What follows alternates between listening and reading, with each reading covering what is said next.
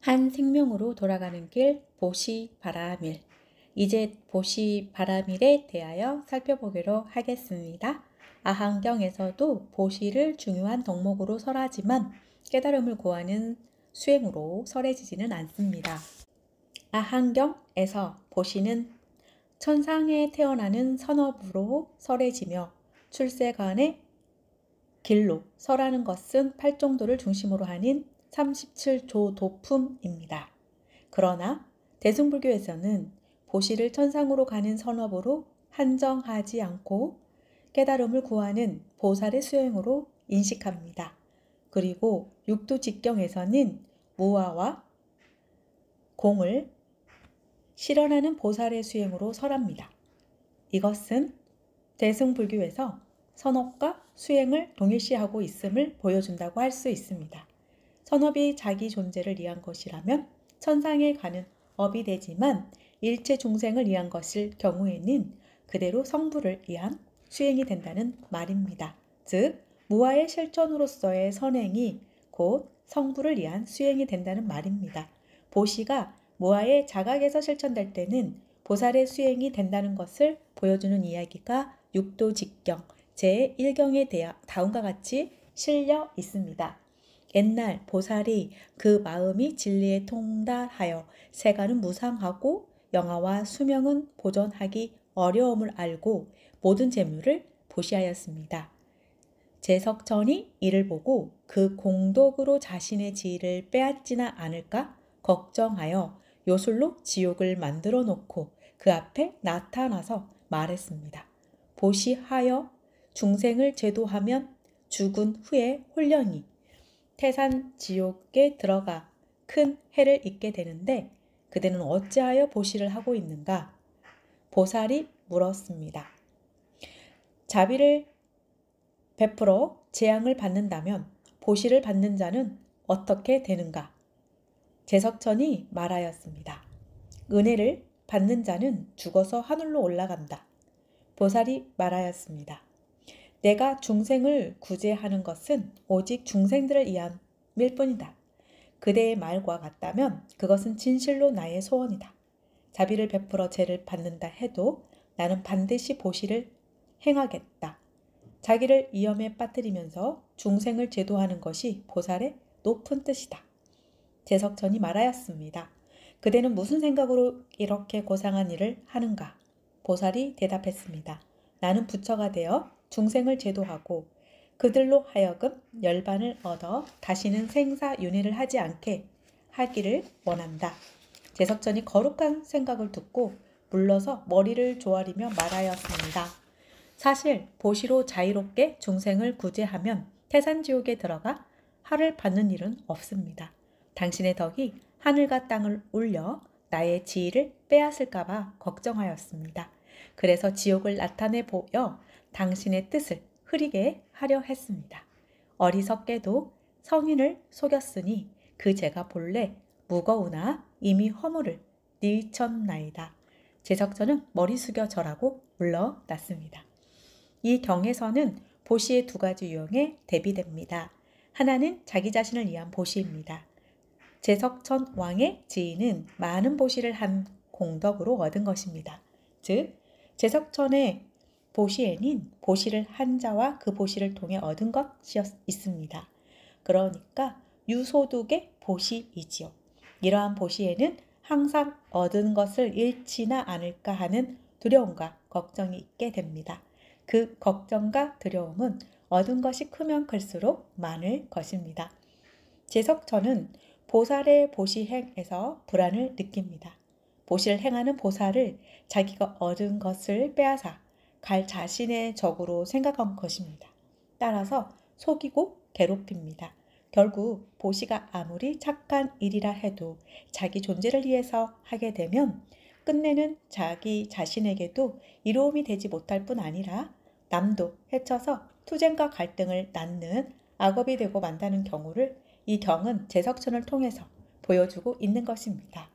다른 하나는 무아의 실현으로서의 보시입니다. 보살은 모든 재물을 보시하지만 그 결과 얻게 되는 공덕을 소유하려는 생각이 없습니다. 이러한 보시는 세간은 무상하고 영화와 수명은 보존할 수 없다라는 자각에서 비롯된 것입니다. 육도직경의 보살은 무상과 무아를 자각하고 보시를 행하고 있는 것입니다. 무아의 자각에서 보시를 행하는 보살은 보시를 행하는 자신의 존재와 보시의 결과 얻게 될 자기의 소유에 관심이 없습니다. 보시를 행할 때 그 보시를 통해 어려운 처지의 중생들이 어려움에서 벗어나는 것을 다행으로 느끼고 그것을 기뻐할 뿐입니다. 따라서 보시에 따르는 걱정이 없습니다.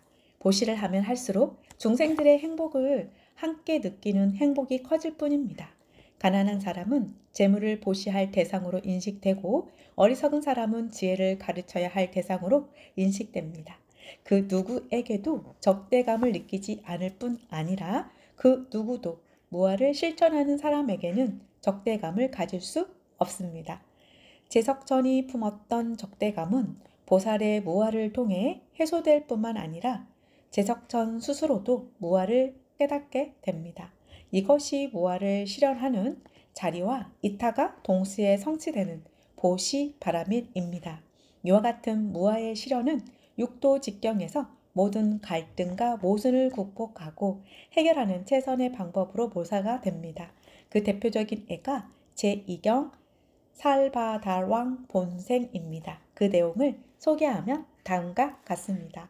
옛날 보살이 큰 나라의 왕이 되었는데 이름은 살바달로서 중생들이 원하는 것을 모두 보시하였습니다.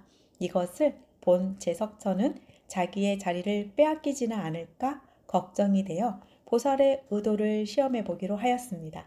그래서 변방의 왕에게 비둘기로 변해 왕이 있는 곳으로 달려가서 구원을 요청하도록 시켰습니다.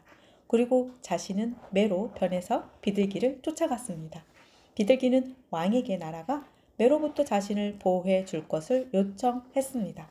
왕이 비둘기를 불쌍히 여겨 비둘기를 숨겨주자 매는 자신의 먹이인 비둘기를 돌려줄 것을 요구했습니다. 자신에게 보호를 부탁한 비둘기를 내줄 수 없다고 주장하는 왕에게 매는 은혜를 베푼다는 왕이 내 먹이는 빼앗아도 되는 것입니까? 라고 반문했습니다. 왕이 비둘기 대신 다른 먹이를 제안하자 매는 왕의 살을 요구합니다. 비둘기 무게만큼의 살을 떼어주기로 약속하고 왕은 자신의 살을 떼어내어 저울에 달았습니다. 그런데 아무리 떼어내도 비둘기의 무게에 미치지 못했습니다. 마침내 몸을 통째로 저울 위에 올라놓자 비로소 무게가 같아졌습니다. 왕은 신하에게 자신을 죽여서 매 먹이로 줄 것을 명령합니다. 이것을 본 매는 본 모습으로 돌아와 땅에 이마를 조아리며 바라는 것이 무엇이기에 이러한 고초를 받습니까? 라고 묻습니다. 보살은 다음과 같이 대답합니다. 내가 바라는 것은 하늘의 재석이나 비행 황제의 자리가 아니다. 내가 보니 중생들이 어리석음에 빠져서 불교를 알지 못하고 마음을 제한과 하가 일어나도록 방자하게 행하면서 몸을 지옥에 던지고 있다. 이러한 어리석음과 미혹함을 보고 불쌍하여 서원하였나니 부처가 되어 중생들의 고난과 어려움을 구제하고 그들이 열반을 얻게 하고자 하노라. 이 말을 듣자 제석천은 놀라고 참회하면서 하늘의 의사를 시켜 몸을 예전과 같이 치료한 후에 기뻐하면서 떠나갔습니다. 이 이야기는 상황 설정이 매우 치밀합니다. 중생들의 세계는 생존 경쟁의 세계입니다. 그 세계에는 항상 모순과 갈등이 있습니다. 내가 살기 위해서는 남이 죽어야 하는 경우가 있습니다. 너도 살고 나도 산다는 것은 양립할 수 없는 모순으로 나타나기도 합니다. 이러한 모순 때문에 모든 삶은 갈등 관계에 있게 됩니다. 따라서 일체 중생에게 자비를 베푼다는 것은 근본적으로 불가능합니다. 비둘기에게 자비를 베푼다면 매에게는 무자비한 일이 되는 것이죠. 왜 이와 같은 모순과 갈등이 야기될까요? 그것은 나의 존재에 대한 집착 때문입니다. 이 경에서는 그 상황을 제석천으로 설정하고 있습니다. 나를 고집하는 제석천의 입장에서 보면 보시의 공덕을 쌓는 보살의 존재는 제석천으로서의 자신을 위협하는 적입니다. 제석천이라는 자기 존재를 유지하기 위해서는 자기보다 많은 보시를 하는 보살이 존재해서는 안 됩니다. 이러한 모순과 갈등을 드러내기 위해서 비둘기와 매가 등장합니다. 비둘기와 매는 다 같이 자기 존재에 대한 집착이 있습니다. 이것이 중생입니다. 존재의 세계에서 살아가는 중생들에게 삶은 필연적으로 모순과 갈등을 일으키는 것입니다. 석조는 어린 시절 춘경제에 가서 이러한 삶의 모순을 깨닫습니다.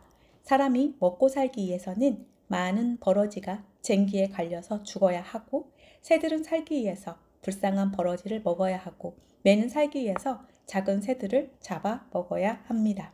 모든 생명은 왜 자기가 살기 위해서 남을 죽이지 않을 수 없는 것일까? 이러한 문제가 석존이 해결하고자 했던 근본 문제였습니다.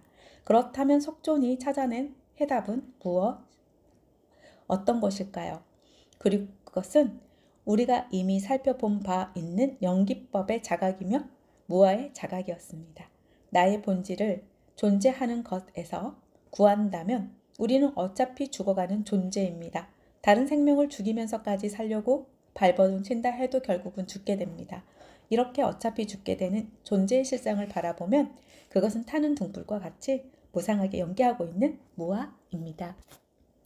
기름과 심지와 공기에 의해 등불이 타고 있듯이 우리는 독자적으로 존재하는 것이 아니라 여러 인연에 의해 살고 있습니다. 이렇게 모든 삶은 개체적인 존재로서 서로 대립하고 있는 것이 아니라 서로서로 인연이 되어 함께 살아가고 있습니다. 따라서 우리가 개체적인 자아에 대한 집착만 버린다면 우리의 세계는 인연으로 연결된 하나의 생명으로 다가오며 개별적 존재로 인식할 때 생기는 모든 모순과 갈등은 헛된 망상이라는 것이 드러납니다.